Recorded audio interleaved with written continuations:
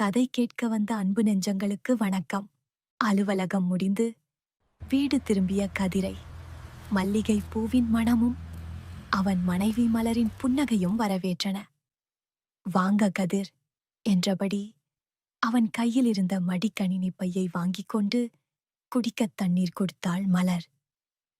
அவர்களின் திருமணம் முடிந்து 2 வருடங்கள் ஆகியிருந்தன. காதல் திருமணம். இருவரின் அந்யோன்யத்தையும் பரஸ்பர அன்பையும் கண்டு நண்பர்களும் உறவினர்களும் பொறாமை கொள்வதுண்டு. கதிரின் உலகம் மலரை சுற்றியே சுழன்றது.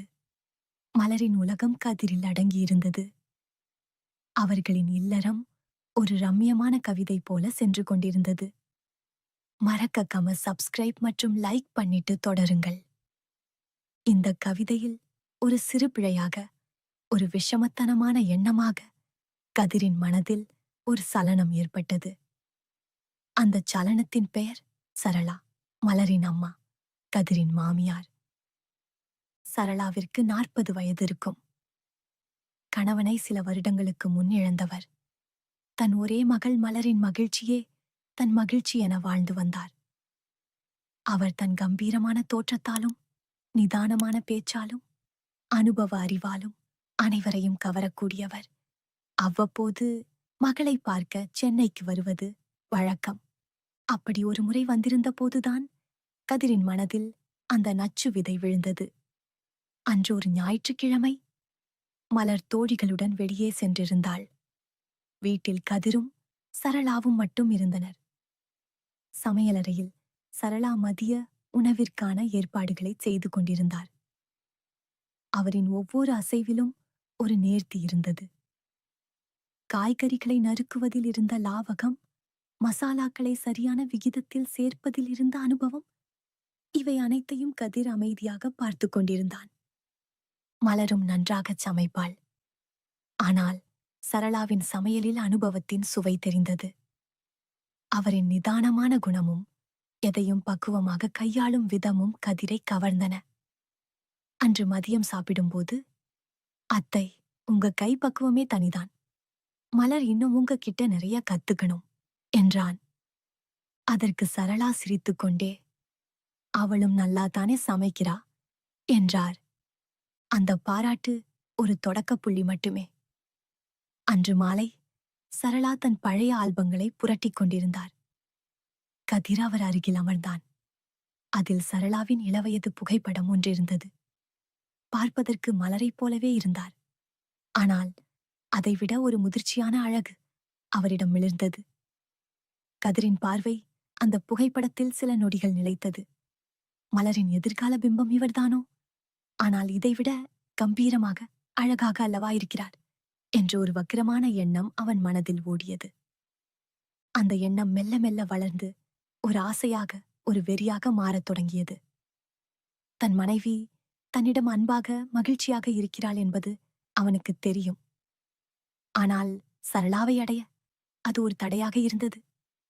எனவே தன் மனைவியின் மீதே ஒரு பொய்யான பழியை சுமத்த திட்டமிட்டான். அவனது சாணக்கியத்தனம் அங்கே வேலை செய்யத் தொடங்கியது. அடுத்த முறை சரளா வந்திருந்த போது கதிர் தன் நாடகத்தை அரங்கேற்றத் தொடங்கினான். வேண்டுமென்றே சோகமாக, சிந்தனையில் ஆழ்ந்திருப்பது போல காட்டிக்கொண்டான். மலர் பலமுறை கேட்டும், "ஒண்ணுமில்ல, ஆபீஸ் டென்ஷன்" என்று சமாளித்து விட்டான். ஆனால் சரளாவின் பார்வை தன் மீது இருப்பதை அவன் கவனித்தான். ஒரு நாள் இரவு மலர் உறங்கிய பிறகு பால்கனியில் தனியாக நின்றிருந்தான். எதிர்பார்த்தது போலவே சரளா அங்கு வந்தார். "என்ன கதிர், 2 நாளா பாக்குறேன். ஒரு மாதிரியாவே இருக்க. மலர்கிட்ட ஏதாவது பிரச்சனையா?" என்று அக்கறையுடன் கேட்டார். கதிர் ஒரு நீண்ட பெருமூச்சை விட்டான். "அப்படியெல்லாம் ஒண்ணுமில்ல அத்தா" என்று தயங்கினான். "பொய் சொல்லாதே, உன் முகம் சொல்லுது. என்கிட்ட சொல்லு, நான் சரி பண்றேன்." இதுதான் சரியான தருணம் என உணர்ந்த கதிர் தன் கபட நாடகத்தை தொடர்ந்தான். "என்ன சொல்றதுன்னு தெரியல அத்தா. மலர் ரொம்ப நல்லவதான்.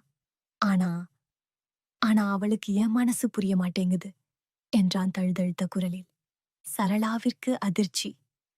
"என்ன கதிர் சொல்ற?" அவ உசுரே நீதான்னுல நினைச்சிட்டு இருக்கா.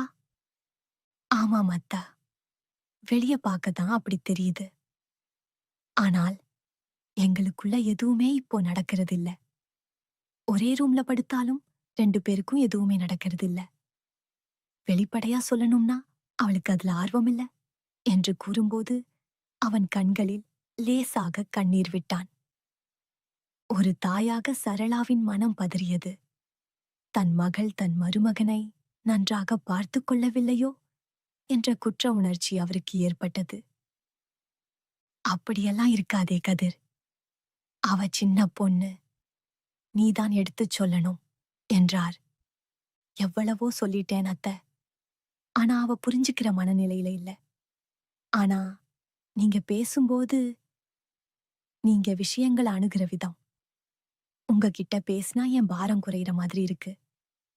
உங்கள மாதிரி ஒரு முதிர்ச்சியான புரிதல் மலர்கிட்ட இல்லையேன்னு சில சமயம் ஏங்குவேன் என்று சரளாவிடம் தனக்கு இருக்கும் ஈர்ப்பை ஒரு ஆதங்கமாக வெளிப்படுத்தினான்.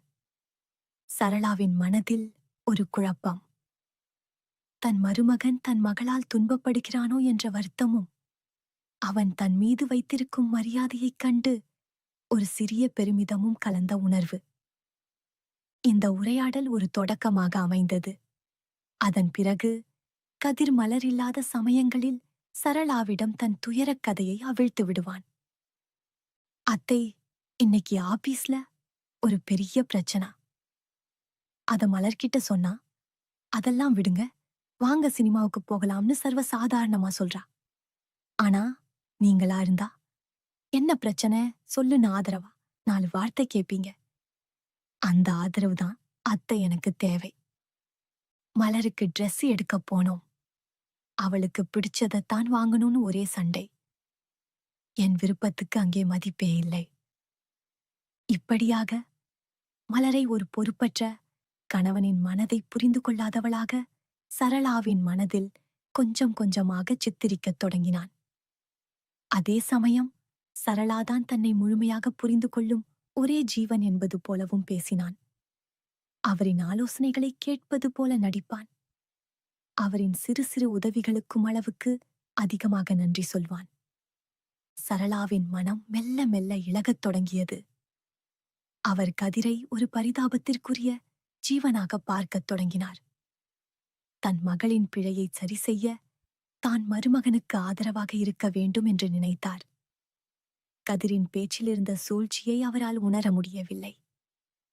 ஒரு நாள் கதிர் வேண்டுமென்றே காய்ச்சல் வந்தது போல நடித்தான். மலர் பதறிப்போய் அவனுக்கு பணிவிடைகள் செய்தாள். மாத்திரைகள், கஞ்சி என அவனை சுற்றியே வந்தாள். ஆனால் அவள் அந்த பக்கம் போனதும் சரளாவிடம், பாருங்க அத்த, உடம்பு சரியில்லைன்னா கூட அவளுக்கு விளையாட்டாதான் இருக்கு. நீங்க பக்கத்துல இருந்தா ஒரு தைரியமாயிருக்கு என்று கூறினான்.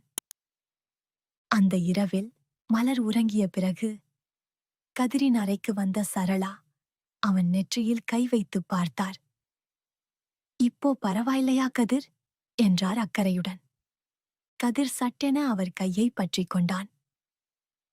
நீங்க தான் அத்தை, என் மருந்து. உங்க ஆறுதலான வார்த்தைகளும் உங்க அருகாமையும் தான் என்னை தேற்றுது என்றான் உருக்கமாக. சரளாவின் உடல் ஒரு கணம் அதிர்ந்தது. கதிரின் உருக்கமான வார்த்தைகளும் அவனது கைப்பிடியின் கதகதப்பும் அவளுக்குள் அதுவரை உறங்கிக் கிடந்த விவரிக்க முடியாத ஓர் உணர்வை தட்டி எழுப்பின. இது தவறென்று அவளது அறிவு சொன்னாலும், தன் மகளால் புறக்கணிக்கப்பட்டு தன்னிடம் ஆதரவு தேடி நிற்கும் ஒரு ஜீவனுக்கு ஆறுதல் அளிப்பதே சரியென அவளது தாய்மை உணர்வும் புதிதாய் முளைத்த ஆசையும் வாதிட்டன. கதிரின் பார்வை அவரிடம் கெஞ்சியது. சரளா தன் கையை விலக்க முயற்சிக்கவில்லை. மாறாக அந்த பிடி இறுகுவதை அமைதியாக ஏற்றுக்கொண்டார். அந்த மௌனமான சம்மதத்தை புரிந்து கொண்ட கதிர் மெதுவாக அவளை தன்னை நோக்கி இழுத்தான். அந்த இரவின் அமைதியில் சரளாவின் எதிர்ப்பின்றி இருவரின் சம்மதத்துடன் கதிரின் எண்ணம் ஈடேறியது. அடுத்த நாள் சரளா ஒரு முடிவுக்கு வந்தார். கதிர் சொல்வதில் உண்மை இருக்கிறதா என்று சோதிக்க நினைத்தார். அன்று கதிரும் மலரும் அலுவலகம் சென்றிருந்தனர். மாலையில் மலர் மட்டும் தனியாக வீடு திரும்பினாள். கதிர் வருவதாகச் சொல்லியிருந்தான். சரளா தன் அறையில் இருப்பது போல பாவனை செய்துவிட்டு ஹாலில் நடப்பதை ஒட்டு கேட்க ஆரம்பித்தார். கதிர் வீட்டிற்குள் நுழைந்தான். நுழைந்தவுடனேயே மலர் ஓடிச் சென்று அவனை கட்டிக்கொண்டாள். ஏன் கதிர் லேட்? உன்னை பார்க்காம இருக்கவே முடியல என்றாள் சினுங்களுடன்.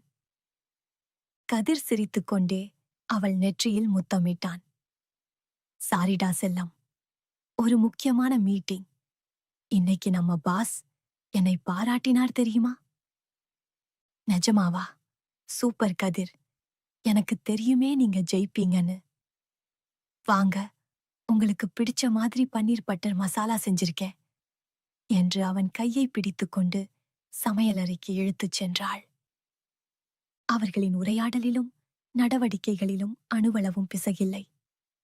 அங்கே இருந்தது நிபந்தனையற்ற அன்பு, மகிழ்ச்சி, பரஸ்பர மரியாதை. கதிர் சொன்ன எந்த ஒரு குறைபாட்டையும் சரளாவால் அங்கே காண முடியவில்லை. அப்போதுதான் அவருக்கு புரிந்தது, கதிரின் சோகம், கண்ணீர், ஆதங்கம் எல்லாமே ஒரு கபட நாடகம். தன் மகளின் மீதே பழி சொல்லி தன்னை அடைய அவன் விரித்த ஒரு மாயவலை அது. சரளாவின் காலடியில் பூமி நழுவுவது போலிருந்தது. கோபத்தை விட அருவருப்பும் ஏமாற்றமுமே அவரை ஆட்கொண்டன. தன் மகளை நம்ப வைத்து கழுத்தறுக்க துணிந்த ஒரு கயவனின் கையில் அவள் இருக்கிறாள் என்பதை உணர்ந்தபோது அவரின் இரத்தம் உறைந்தது. சிறிது நேரத்தில் கதிர் சரளாவின் அறைக்கு வந்தான். என்ன அத்தா, தனியா இருக்கீங்க என்றான் அதே போலி புன்னகையுடன். சரளா அவனை தீர்க்கமாக பார்த்தார். அந்த பார்வையின் கூர்மையில் கதிர் ஒரு கணம் தடுமாறினான். நாடகம் போதும் கதிர் என்றார் சரளா. அவரின் குரலில் இடி இறங்கியது. கதிர் திகைத்தான். என்ன என்ன சொல்றீங்க அத்த? என் பொண்ணு உன்னை தலையில தூக்கி வச்சு கொண்டாடுறா. அவளோட உலகமே நீதான். ஆனா நீ அவ மேலேயே பழி சொல்லி என்கிட்ட. அவரால் வார்த்தைகளை முடிக்க முடியவில்லை. உன்னோட வக்ரமான ஆசைக்கு என் மகளோட வாழ்க்கையை அழிக்க பார்த்தியா? நான் இல்லாதப்போ அவங்க எவ்வளவு சந்தோஷமா இருக்கிறாங்கன்னு என் கண்ணால பார்த்தேன். இனிமே ஒரு வார்த்தை என் பொண்ண பத்தி தப்பா பேசின, இல்ல என்கிட்ட நெருங்க முயற்சி செஞ்ச, நான் யாருன்னு காட்டுவேன். கதிரின் முகம் வெளுத்தது. அவனது அத்தனை திட்டங்களும் தவிடு பொடியாகின.